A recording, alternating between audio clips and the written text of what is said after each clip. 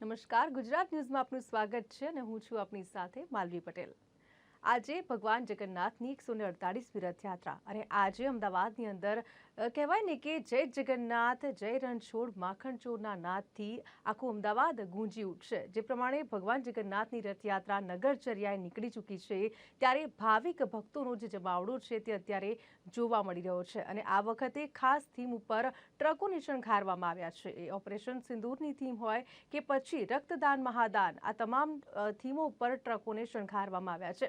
સાથે સાથે વાત કરીએ જેમ જેમ રથયાત્રા આગળ વધી રહી છે તેમ લોકોનો ઉત્સાહ પણ એટલો જ આગળ વધી રહ્યો છે અને દર વર્ષે જેમ પરંપરા છે પ્રસાદ આપવામાં આવે છે, મગ અને જાંબુનું જે પ્રસાદ રૂપે વિતરણ કરવામાં આવતું હોય છે અને દર્શનાર્થીઓ છે, ભક્તો છે, તેમની આતુરતાનો આજે અંત આવી ગયો છે કારણ કે આટલા સમયથી રથયાત્રા પર્વની જ્યારે રાહ જોઈ રહ્યા હતા અને આખરે હવે એ સમય આવી ગયો છે। આ રૂડો અવસર જ્યારે ભગવાન જગન્નાથ પોતે આપણા આંગણે આવે છે અને આપણને દર્શન આપે છે।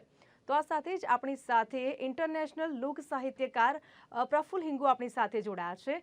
આપનું સ્વાગત છે ગુજરાત ન્યૂઝમાં। જે પ્રમાણે વાત કરીએ તો રથયાત્રા આ ઘણા વર્ષો પહેલાની પરંપરા છે અને આ 148મી રથયાત્રા, તો અમદાવાદમાં રથયાત્રાની શરૂઆત કેવી રીતે થઈ? જી, જો કે રથયાત્રા માટે એવું કહેવાય, અમારી લોક સાહિત્યની ભાષામાં કદાચ વાત કરું જી તો પણ કોટે કોટે મોરટું કિયા યને આંબલ ચમકી વીજ એ મારા હૃદયને રાણો સાંભળ્યો એ જોને આવી અષાઢી બીજ આબે જળાળા કાઢ્યા અને આંબાલ ચમકી વીજ એ મારા હૃદયને રાણો સાંભળ્યો એ જોને આવી અષાઢી બીજ। અષાઢી બીજ આવે એની રાહ જોવાતી હોય, 12 મહિના ભક્તો રાહ જોઈને બેઠા હોય ક્યારે અષાઢી બીજ આવે, ક્યારે જગતના તાત જગતના નાથ એવા જગન્નાથ ભગવાનના દર્શન કરીએ। આ દર્શનનું કારણ એ છે કે આખું વર્ષ આપણે ભગવાનના દર્શન કરવા માટે મંદિરમાં જઈએ છીએ, આ એક દિવસ એવો છે કે ભગવાન દર્શન દેવા માટે થઈ અને નગરની અંદર નીકળે છે। અને એથી વધીને વાત કરીએ તો ભગવાન જગન્નાથ એના અનેક રૂપ છે, અનેક નામ છે। આમ તો એને કાળિયો ઠાકર જ કહેવાય, પણ એ આપણને દરેક સંબંધો આપણને બતાવવા નીકળે છે। મોટા ભાઈ બળભદ્ર ને સાથે રાખ્યા છે, નાની બહેન સુભદ્રાને સાથે રાખ્યા છે। એટલે ભાઈને તમે દુનિયાની અંદર ગમે ત્યાં ફરો, ગમે એટલા ધનવાન થઈ જાઓ, ગમે એટલી પ્રતિષ્ઠા તમને મળી જાય, પદ મળી જાય, પણ ભાઈ છે એને ભેળો રખાય। કારણ દશરથનો દરબાર ઇન્દ્ર જેની આશા કરે પણ ભાઈઓ વિનાનો બેકાર। આજ કડવો લાગે જ્યારે કહેવાય કે ભાઈ છે એને સાથે રાખવો જોઈએ। આ કૃષ્ણ આપણને સમજાવે છે એટલે બળભદ્રને સાથે રાખ્યા છે। અચ્છા, નાની બેનને હંમેશા એનું ધ્યાન મોટો ભાઈ રાખે રાખે ને રાખે, એટલે ભાઈ બહેનની જોડી એવી છે, એ સંબંધ આપણને સમજાવે છે। બીજું, ભગવાન અને ભક્તનો સંબંધ કેવો હોવો જોઈએ? માત્ર ભગવાનના દર્શન કરવા મંદિરમાં જ ભગત આવે એવું નહીં। આ ભગવાન સમજાવે છે કે ભાઈ હું પણ તમારા દર્શન કરવા માટે આવું છું। એટલે આજે રથયાત્રા અને એમાં 148મી રથયાત્રા છે અને હૈયે હૈયું દળાય છે। માણસો, નાના બાળક ભૂલકાથી માંડી અને વૃદ્ધ સુધી તમામ આનંદમાં છે। તો એવી આજે 148મી રથયાત્રા નીકળી રહી છે, ખૂબ આનંદ છે। આજ આનંદ, આજ છળંગ, આજ સલુણો સ્નેહ સખી અમારા અમદાવાદને આંગણે આજ કંચન વર્ષો મેં। આજે એવો રૂડો મજાનો કંચનનો 2 વર્ષે છે, તો આપણે બધાય એનો લાભ લઈએ। ધન્યવાદ। જી પ્રફુલ્લજી, જે પ્રમાણે આપણે વાત કરી રહ્યા છીએ, ભગવાન જગન્નાથ જ્યારે આપણા આંગણે આવી રહ્યા છે અને લાખોની સંખ્યામાં જનમેદની ભગવાનના દર્શન કરવા માટે પહોંચે છે, ત્યારે આજના દિવસે ભગવાનની ભક્તિ કેવી રીતે કરવી જોઈએ? આજના દિવસે ભક્તિ માટે તો અમે એવું કહીએ છીએ કે ભક્તિ કરો પાતાલ મેં પ્રગટ હોય આકાશ. ભક્તિ હંમેશા ગુપ્ત હોવી જોઈએ. ભક્તિ કરો પાતાલ મેં પ્રગટ હોય આકાશ, દાબી દુબી ના રહે જૈસે કસ્તુરી કી બાસ. જેમ મૃગલાની અંદર જ કસ્તુરી ભરેલી છે, એની સુગંધને ગોતવા માટે સુગંધ આવે છે એટલે એની પાછળ એને ગોતવા માટે થઈને મૃગલું દોડે છે, છેલ્લે થાકી જાય, પણ હકીકતમાં કસ્તુરી એના શરીરની અંદર જ છે. એમ ભગવાન છે એ આપણી અંદર છે જ. આત્મા સો પરમાત્મા, ભગવાન અંદર જ છે. આપણે બહાર ગોતવાની જરૂર જ નથી. પણ આ તો મંદિર એટલા માટે છે કે પુસ્તકની અંદર વિદ્યા હોય જ છે, પણ છતાં નિશાળે એટલા માટે જવું પડે કે આપણને વિદ્યાનું જ્ઞાન થાય, એટલા માટે થઈને નિશાળે જવું પડે. એમ મંદિરોની અંદર એટલા માટે જવું પડે, ભક્તિ એટલા માટે કરવી પડે કે આપણને ધર્મનું જ્ઞાન થાય. અને ધર્મ વધે એકલો નથી વધતો, ધર્મ વધે પછી ધન વધે, ધન વધ્યા પછી મન વધે, મન વધ્યા પછી બધાયમાં માન વધે, અને માન વધ્યા પછી બધું વધત વધી જાય. અને ધર્મ ઘટે પછી ધન ઘટે, ધન ઘટ્યા પછી મન ઘટે, મન ઘટ્યા પછી બધાયમાં માન ઘટે, અને માન ઘટ્યા પછી બધું ઘટી જાય. એટલે ધર્મને વધારવાની વાત છે, એટલા માટે ભક્તિ કરવી જોઈએ. બિલકુલથી પ્રફુલજી, જે રીતે આજે ભગવાન જગન્નાથ જ્યારે નગરચર્યા નીકળ્યા છે, અને ખરેખર આ ખૂબ જ કહેવાય ને કે આપણા માટે સૌભાગ્યની વાત છે કે ભગવાન જગન્નાથ પોતે આવી રીતે નગરચર્યાએ નીકળે છે, અને સાથે જોવા મળી રહ્યા છે ભાઈ બલભદ્ર અને બહેન સુભદ્રા. ત્યારે આ અવસર એકદમ રૂડો છે, કારણ કે દરેક જે દર્શનાર્થી છે, જે શ્રદ્ધાળુઓ છે, તેમની આંખોમાં એક ભાવ જોવા મળતો હોય છે. અને ખાસ કરીને કહીએ કે અમદાવાદમાં જ્યારે નગરચર્યાએ ભગવાન જગન્નાથ નીકળે છે, ત્યારે દરેક લોકો એમની આતુરતાથી રાહ જોતા હોય છે. અને ત્યારબાદ ઘણી જગ્યાએ આપણે જોતા હોઈએ છીએ કે ચોખાથી ભગવાનને વધાવવામાં આવે છે. તો તેની પાછળ શું કારણ છે? એની પાછળનું કારણ એક જ છે કે ભગવાન જગન્નાથ અને આની રથયાત્રા, આની ઉપર જો કદાચ વિચારીએ તો હું મારા ઓબ્ઝર્વેશન પ્રમાણે વાત કરું છું કે રામા અવતારમાં જવું પડે. રામા અવતારમાં રામને જ્યારે ગાદી દેવાની વાત થઈ અને કઈ માતાએ જે વચન માગ્યા આપ બધા જાણો છો, અને ત્યારે રામને વનવાસ, ભરતને ગાદી, અને રામ જ્યારે વનવાસ જવા માટે નીકળ્યા ત્યારે આખી અયોધ્યાની પ્રજા રોતી હતી. રામના દર્શન કરવા માટે, એને વળાવવા માટે ગયા હતા. અને રામે એટલું કીધું કે જાઓ, તમે બધા પાછા વળી જાઓ, હું તમને અવશ્ય દર્શન આપવા માટે આવીશ. એ રામા અવતાર. અને બીજો આવ્યો આ કૃષ્ણ અવતાર. આ કૃષ્ણ અવતારની અંદર જે અયોધ્યાની અંદર લોકોને રોતા મૂકી અને પોતે વનવાસમાં જતા રહ્યા હતા, એ કૃષ્ણ અવતારની અંદર આ રથયાત્રા નિમિત્તે એ જ બધાને મળવા માટે થઈ અને જગન્નાથનું રૂપ ધારણ કરી અને ભગવાન પોતે નીકળ્યા છે. જી બિલકુલથી. તો જે પ્રમાણે ભગવાન જગન્નાથની આજે રથયાત્રા 148મી રથયાત્રા, અને ભક્તોની અંદર જે આનંદ અને ઉમંગ જોવા મળી રહ્યું છે, સૌ કોઈ અત્યારે જે પ્રમાણે ગુંજ લગાવી રહ્યું છે કે જય જગન્નાથ, અને સાથે મંદિરમાં કોણ છે, રાજા રણછોડ છે, આ ભાવ સાથે એક લાગણી વ્યક્ત કરવામાં આવતી હોય છે. ત્યારે જે પ્રમાણે આપણે વાત કરી કે કેટલીક ટ્રકોની વાત કરી રહ્યા છીએ કે દરેક થીમ ઉપર આ વખતે જે આકર્ષણનું કેન્દ્ર બન્યું છે, તો ઓપરેશન સિંદૂરનું ટ્રક, અને સાથે સાથે એક મેસેજ આપવામાં આવ્યો છે, રક્તદાન એ મહાદાન છે. તો જે પ્રમાણે અત્યારે ભક્તો છે એ અત્યારે એકદમ આતુર જોવા મળી રહ્યા છે, અને રથયાત્રામાં ઓપરેશન સિંદૂરની થીમ પર અત્યાર સુધીમાં 10થી વધારે ટ્રકો જે છે તે જોવા મળી છે. ત્યારે ખૂબ જ સુંદર દ્રશ્ય અમદાવાદની અંદર જોવા મળી રહ્યું છે. જેમ જેમ રથયાત્રા આગળ વધી રહી છે, તેમ તેમ ભક્તો છે એ વધારે, જે પ્રમાણે કહેવાય ને કે ભગવાન જગન્નાથ એ પોતે નગરચર્યા નીકળી રહ્યા છે, ત્યારે આ પ્રકારનો માહોલ ખૂબ જ અલૌકિક છે. કારણ કે આખું અમદાવાદ આજે ભક્તિમય થયું છે, ભક્તિના રંગે રંગાયું છે. અને જે પ્રમાણે અમદાવાદમાં ભગવાન જગન્નાથજીની 148મી આ ભવ્ય રથયાત્રા જે આપણે દર વર્ષે પરંપરાગત રીતે કહેવાય ને કે નીકળે છે આ રથયાત્રા, અને જે પ્રમાણે આપણે વાત કરીએ છીએ કે આજની જે રથયાત્રા છે એમાં 18 ગજરાજ ભારતીય સંસ્કૃતિની ઝાંખી કરાવતી 101 ટ્રક અને સાથે સાથે 30 જેટલા અખાડા, 18 ભજન મંડળીઓ અને 3 બેન્ડ બાજાવાળા છે તે પણ જોડાયા છે અને સંતો મહંતો પણ આ રથયાત્રામાં મોટી સંખ્યામાં જોડાયા છે. ખૂબ જ ભક્તિ ભાવપૂર્વકનો આ માહોલ અને ખાસ કરીને કહેવામાં આવે છે ને કે પ્રસાદ રૂપે આજના દિવસે જાંબુ અને મગનું વિતરણ કરવામાં આવે છે. તો જે પ્રમાણે પ્રફુલજી, આજના દિવસે પ્રસાદનું પણ ખાસ મહત્વ છે, કારણ કે જે કહેવાય ને કે આજના દિવસે મગ અને જાંબુ પ્રસાદ તરીકે આપવામાં આવે છે. એનું કારણ એ છે કે આપણી દેશી કહેવત જોઈએ ને, આપણા વડીલો આપણને કહેતા હતા કે મગ ચલાવે પગ. જી. એટલે પ્રસાદનો મગ એટલા માટે રાખ્યા છે કે કોઈ બીમાર ન પડે, પહેલી વસ્તુ આ પ્રસાદથી. જી. જાંબુ એટલા માટે છે, ડાયાબિટીસ વાળાને તમે જુઓ જાંબુ સારામાં સારા. આયુર્વેદ ડોક્ટરો પણ એમ કહે છે કે ભાઈ જાંબુ ખાઓ, ડાયાબિટીસ નહીં થાય. બરોબર છે. એટલે પ્રસાદને પણ, અને હું તો કાયમ માટે એક વાત કરું છું કે તમે ક્યાંક પ્રવાસે જતા હોય પણ એમાં જો ભગવાનનું ભજન કરતા કરતા પ્રવાસે જાઓ, પ્રવાસમાં ભક્તિ ભળી જાય તો પછી એ પ્રવાસ નથી રહેતો, એ જાત્રા થઈ જાય છે. એમ તમે રસોઈ કરો, એ રસોઈ છે, પણ એ ભગવાનનું ભજન ગાતા ગાતા રસોઈ કરો પછી એ પ્રસાદ બની જાય છે. બિલકુલ.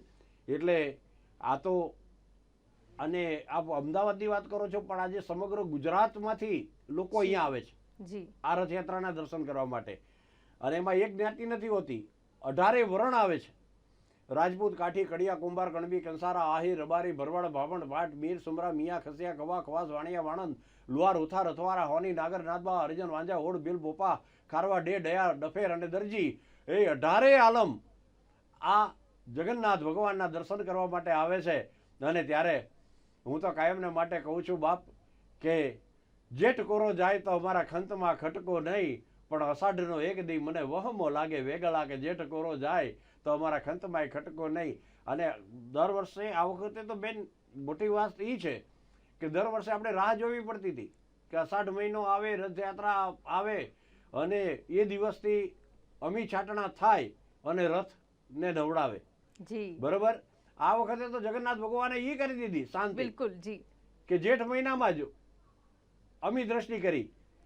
અને હું તો કહું ને કે કાયમ માટે કે બહુ મથે મનમાં માનવી તેદી વિગો એક પવાય, પણ મારો રઘુવર રીજે રાજડા તેદી નવખંડ લીલો થાય. બહુ મથે મનમાં માનવી તેદી વિગો એક પવાય. એટલે એની કૃપા થઈ ગઈ છે અને આજે આપણે બધાય આનંદમય બની ગયા છે. ત્યારે આનંદમય બન્યા છે ત્યારે આપણે બધાય ભેગા મળી અને બધા પ્રેમથી બોલીએ, જય રણછોડ માખણ ચોર, જય રણછોડ માખણ ચોર, જય જગન્નાથ, જય જગન્નાથ, જય જગન્નાથ.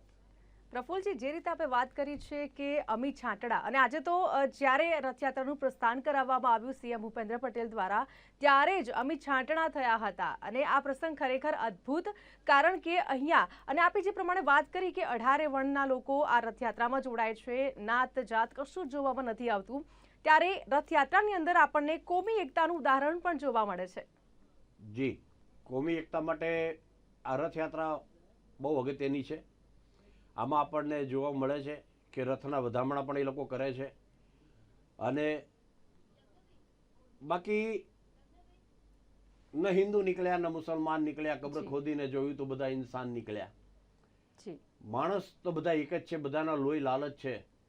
આ તો અમુક જ એવા વિધર્મી હોય છે કે જે તોડવાના કાર્યો કરે છે, પણ આપણા બધા જેવા કલાકારો છે, એન્કરો છે, સાહિત્યકારો છે, આ બધા તો જોડવાની વાત કરે છે. બાપ, તોડવામાં અમને રસ નથી, અમને તો જોડવામાં રસ છે. એટલે અમે તો એ બાબતે આગળ વધીએ છીએ કે બધા પ્રેમથી ભાવથી જીવે, સાથે મળીને જીવે, અને સાથે મળીને જીવે એની જે મજા છે. કારણ હું હજુ ગઈકાલે સવારમાં જ અમેરિકાથી આવ્યો છું. મેં અમેરિકાની અંદર જોયું કે કેટલી એકતા છે. એ લોકો ન ઓળખતા હોય, અજાણ્યા બી તમારી પાસેથી નીકળે તો તમારી સામે સ્માઇલ કરી અને હાય કરીને નીકળે છે. સાહેબ, તો આવા પ્રેમથી, આવા ભાવથી આપણે બધા ભેગા મળીને જીવીએ અને આવા ઉત્સવની અંદર આપણે બધા ભાગ લઈએ. આવી જ વાતો અમે લોક સાહિત્ય દ્વારા કરીએ છીએ. વાતડિયું વેગે તાળીયું, જણ જણ જુજવ્યું, જડા જડા માનવી, હેડી હેડી વાતડિયું. અને હું તો કાયમને માટે કહું છું બાપ કે આની અંદર પરિવાર એક લોક સાહિત્યકાર તરીકે કહું છું કે પહેલું પરિવારનું ધ્યાન રાખજો. પહેલો પરિવારનું ધ્યાન રાખજો, અને પરિવારનું ધ્યાન તમારાથી કમ્પ્લીટ રહે ને પછી તમે સમાજનું ધ્યાન રાખજો. સમાજમાં પણ તમારી જ્યારે ચાહના વધી જાય પછી તમે એમ કહેવાય કે ગામની અંદર કે શહેરની અંદર જ્યારે સમાજ સેવા કરવા માટે તમે નીકળજો બાપ, એટલે પહેલાં પરિવારથી શરૂઆત કરજો. પરિવાર દુઃખી હોય અને બહાર સમાજ સેવા કરશો તો ઈશ્વર રાજી નહીં થાય. તમારો ભાઈ દુઃખી હશે, બેન દુઃખી હશે અને તમે બહાર દાન દેવા નીકળો કરોડોના, તો એમાં પરમાત્મા રાજી ન થાય. પહેલાં પરિવારનું ધ્યાન રાખો. અને તમારા બીજું એક લોક સાહિત્યકાર તરીકે કહું છું કે તમારા મા બાપ જીવતા હોય ને તો પહેલાં એનું ધ્યાન રાખજો. મા બાપનું ધ્યાન રાખજો, કારણ એણે તમને માએ જન્મ દીધો છે અને બાપે તમને જીવન દીધું છે. માએ જન્મ દીધો છે, બાપે જીવન દીધું છે, એટલે મા બાપનું પણ ધ્યાન રાખજો. અને મા માટે કવિ બોટાદકર સાહેબે લખ્યું છે, હેજી મીઠા મધુને મીઠા મેં હુલારે લોલ, એથી મીઠી છે મારી માત રે જનની, ની જોડ સખી નહીં મળે રે લોલ. હેજી ગંગાના નીર તો વધે ઘટે રે લોલ, પણ સરખો મારી માનો પ્રેમ પ્રવાહ જો જનની, ની જોડ સખી નહીં જડે રે લોલ.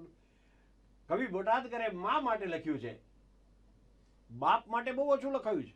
જી, બાપ સાથે થોડોક અન્યાય થયો છે, પણ એક સનાતનના સંત ઇન્દ્ર ભારતીજી, પૂજ્ય ઇન્દ્ર ભારતીજી બાપુને વિચાર આવ્યો કે બાપ માટે ઓછું લખાણું છે, એટલે બાપ માટે એમણે લખ્યું, હેજી ઘેરો રે વડલો ને ઘેરી છાયડી રે લોલ, અને ઘેરા કુટુંબમાં મારો બાપ રે મીઠો છાયડો છે મારા બાપનો રે લોલ. ઈ જ બાપની જેદી આજે ભલે આપણે મોટા થઈ ગયા, યાદ કરો કે પહેલી વાર બાપની આંગળી પકડીને આપણે ચાલતા હઈશું તો એ ચિત્ર કેવું લાગતું હશે. હેજી આંગળી પકડી મે મારા બાપની રે લોલ, અને ચાલ્યો હું તો ડગુ મગુ ચાલ રે, ચીલે એ ચડાવ્યો મુને ચાલતા રે લોલ.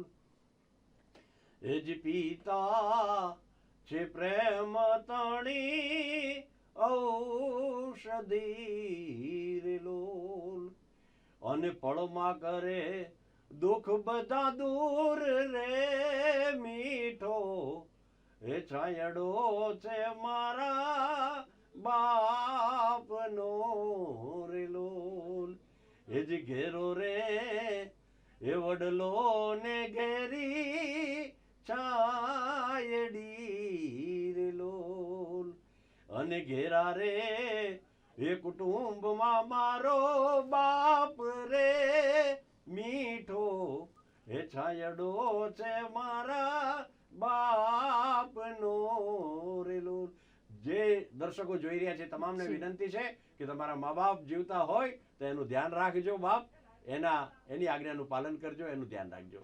બિલકુલથી પ્રફુલજી, આપે ખૂબ જ સુંદર વાત કરી છે. અને ખાસ કરીને જો વાત કરીએ તો આ રથયાત્રામાં પણ ભાઈ બહેનનું જે મહત્વ છે એ રહેલું છે. કારણ કે કહેવાય છે ને કે કૃષ્ણ ભગવાને જે પ્રમાણે લોકવાયકા છે કે કૃષ્ણ ભગવાને પોતાની બહેનની ઈચ્છા પૂરી કરી, અને આ જે ઈચ્છા છે એ બહેન સુભદ્રા દ્વારા કરવામાં આવી હતી નગરચર્યાની, કે મારે નગરચર્યા કરવી છે.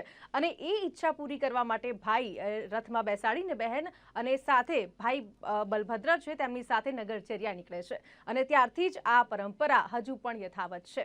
અને જે રીતે આપણે વાત કરીએ તો સૌથી મોટી રથયાત્રા ભારતની અંદર આપણે જોઈએ છીએ કે જગન્નાથપુરીમાં ઓડિશામાં થાય છે અને બીજા નંબરની આ અમદાવાદની રથયાત્રા જે સૌથી મોટી આપ દ્રશ્યમાં પણ અત્યારે જોઈ શકો છો કે ભક્તજનો છે તે પ્રસાદ લેવા માટે પડાપડી કરી રહ્યા છે. આજના દિવસે આપણે કહેવાય ને કે ખૂબ જ મહત્વ છે કારણ કે ભગવાન પોતે નગરચર્યાએ નીકળે છે અને સાથે જે પ્રસાદનું મહત્વ જે રીતે આપે જણાવ્યું કે જાંબુ અને મગનો જે પ્રસાદ છે એનું પણ આજના દિવસે ખૂબ જ કહેવાય ને કે મહત્વ રહેલું છે.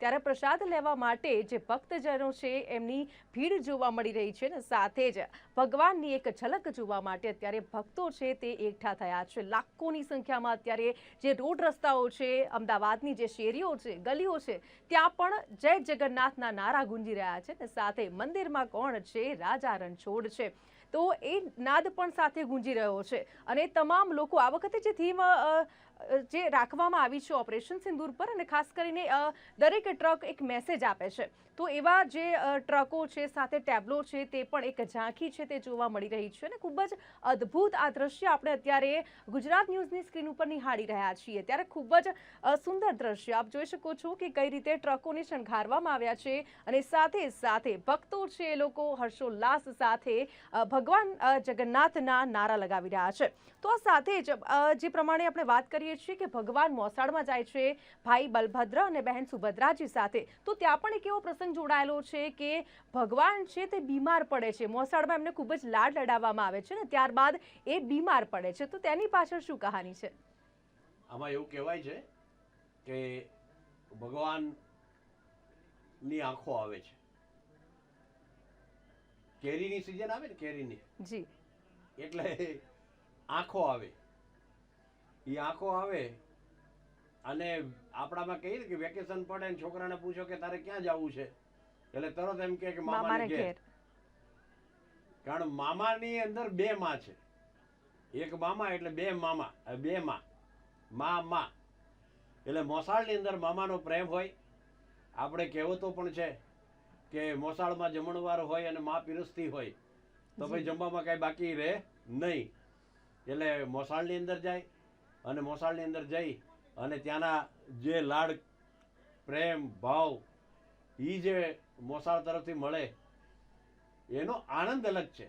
તમે કરોડપતિ હોય, રૂપિયાના ઢગલા તમારી પાસે હોય, પણ મોસાળની અંદર મામા તરફથી એક નાની એવી ચોકલેટ મળે ને તો બાળક છે એ ચોકલેટ લઈને રાજી થઈ જાય. શું કામ? મારા મોસાળમાંથી મળ્યું છે, મારા મામાને ત્યાંથી મળ્યું છે. અને એવી રીતે આ તો પ્રસાદ છે બાપ. અને એ મોસાળું આપણે કહીએ ને કે મોસાળું જે કરે છે એ તો કેવું અદ્ભુત હોય.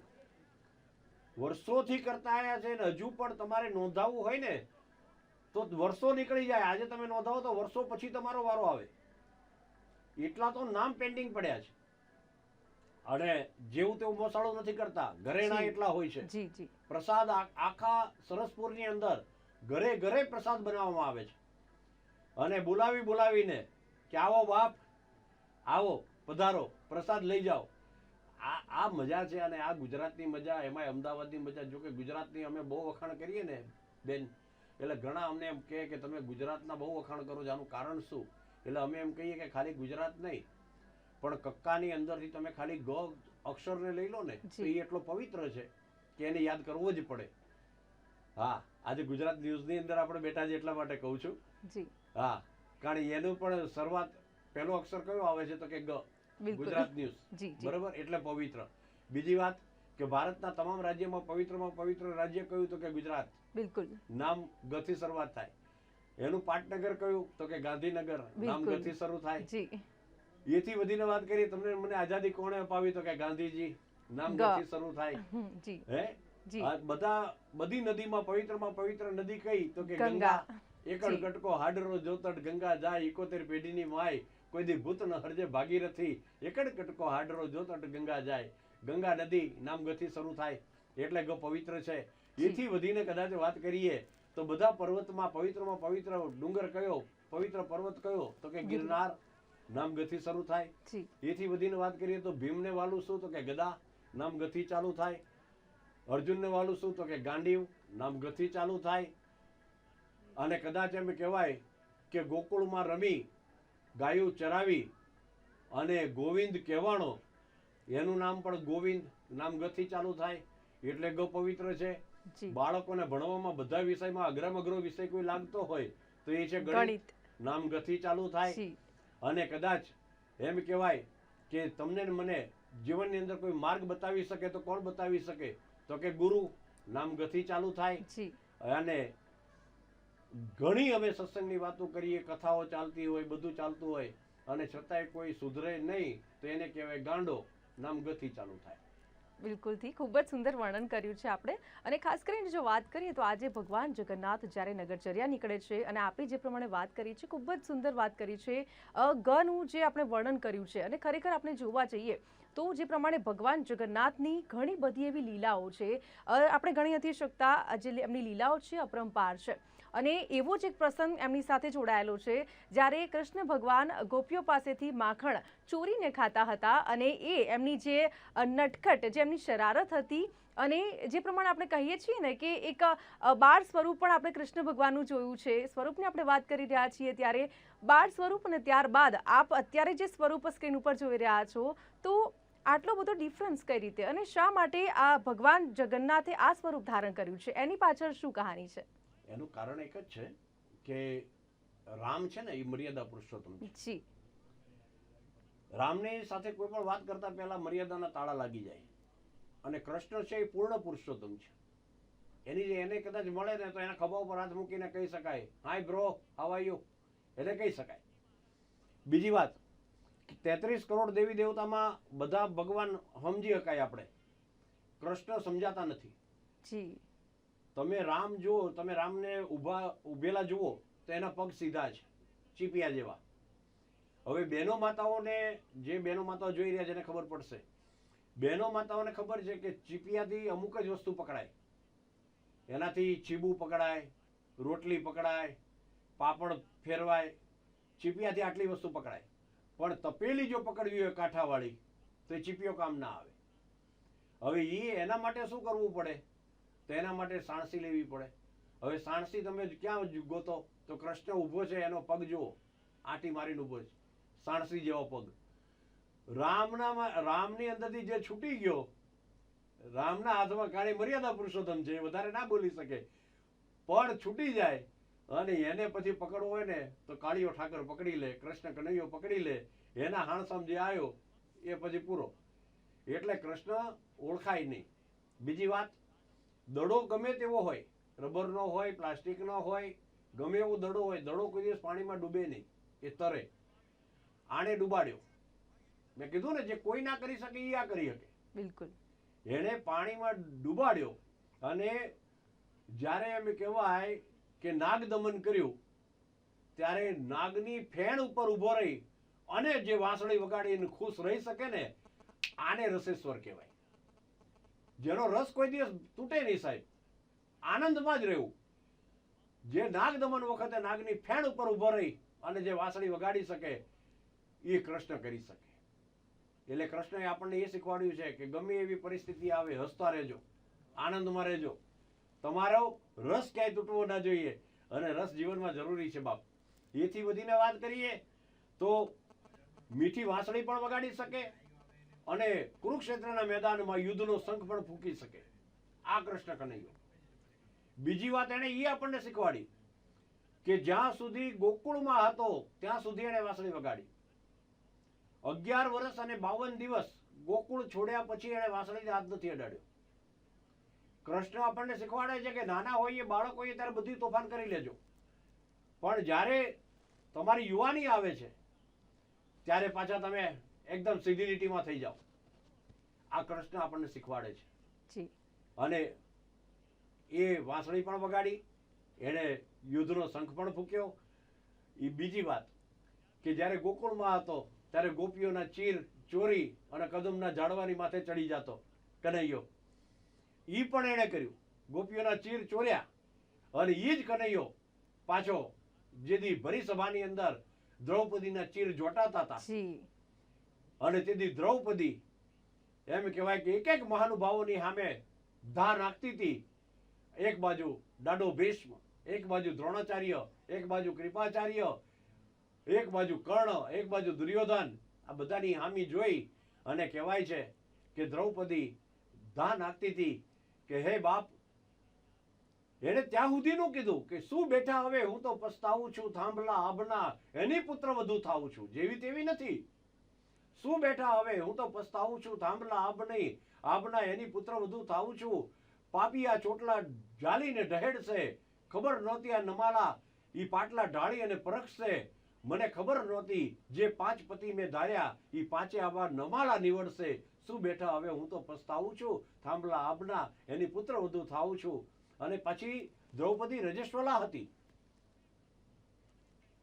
એની જ્યારે ચીર જોટાતા હતા જી. એમાં છેલ્લી ગાંઠ જ્યારે ખેંચાવાની તૈયારી થઈ અને હવે દ્રૌપદીને એમ થઈ ગયું કે હવે કોઈનો સહારો નથી, એટલે એને કનૈયાને યાદ કર્યો હતો કે હે હરી અબ આય હરી મમ ક્યું ન મરી જનની. પ્રફુલજી, આપને અટકાવવા માંગુ છું. એમના આગમનને વધારવા માટે થઈ અને પૂરતો પોલીસનો કાફલો છે અત્યારે માણસોની હજી ક્યાંક ને ક્યાંક ચહેલ પહેલ રોકવામાં નથી આવી, પરંતુ જેમ જેમ અહીંથી જે રથયાત્રાનું પ્રસ્થાન થવાનું છે, ધીમે ધીમે અહીંથી રથયાત્રા આવશે અને ત્યારબાદની જો વાત કરીએ તો એક પ્રકારે કહી શકાય કે આખો જે માહોલ છે એ ભક્તિમય બની જશે. અને આપ જોઈ શકો છો દ્રશ્યોની અંદર કે અત્યારે જે ભગવાન છે એ જગન્નાથજીની રથયાત્રા છે એ નીકળશે. અત્યારે નગરચર્યા એ નીકળી ચૂક્યા છે. આપને જણાવી દઈએ કે 148મી આ રથયાત્રા છે, જગન્નાથજી નગરચર્યાની યાત્રાએ નીકળ્યા છે.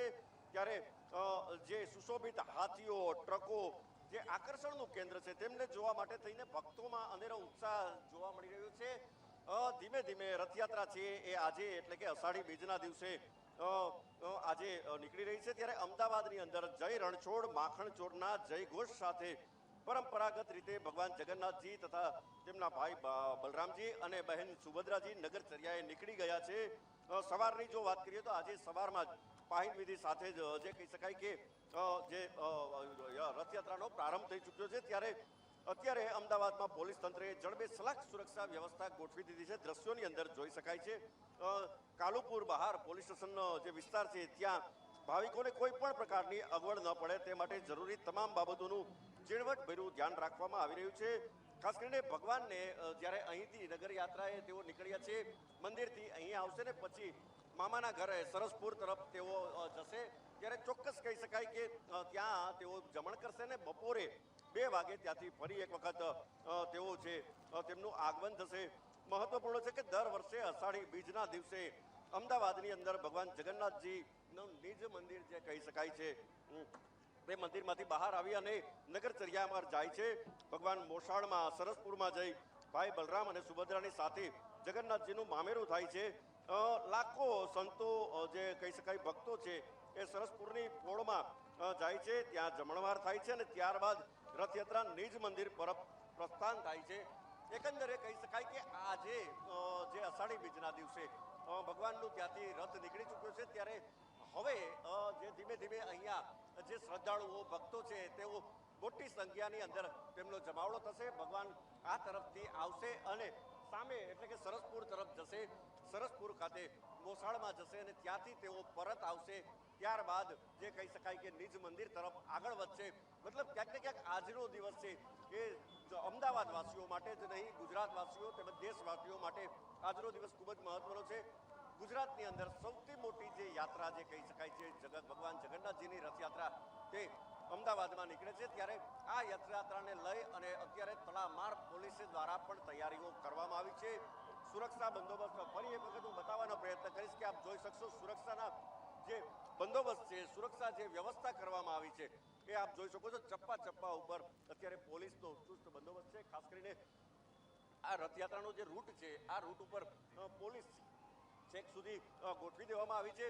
બપોરે લગભગ બપોરના સમયે અહીંથી ભગવાન છે એ પસાર થશે, સરસપુર જશે અને ત્યાંથી 2 વાગ્યાની આસપાસ તે પરત ફરવાના છે. ત્યારે તેમને લઈ અને અત્યારથી જ જે કહી શકાય કે આજે સવારથી જ પોલીસનો ચુસ્ત બંદોબસ્ત ગોઠવી દેવામાં આવ્યો છે. ધીમે ધીમે આપ જોઈ શકો છો અત્યારે વાહનોની ચહેલ પહેલ અત્યારે બ્રેક લેવાનો ને, આ પતે પછી બ્રેક લેવા. ત્યારબાદ અહીંથી જ્યારે યાત્રા નીકળશે ત્યારે જય રણછોડ માખણ ચોરના નારા સાથે સમગ્ર વાતાવરણ ગુંજી ઉઠશે.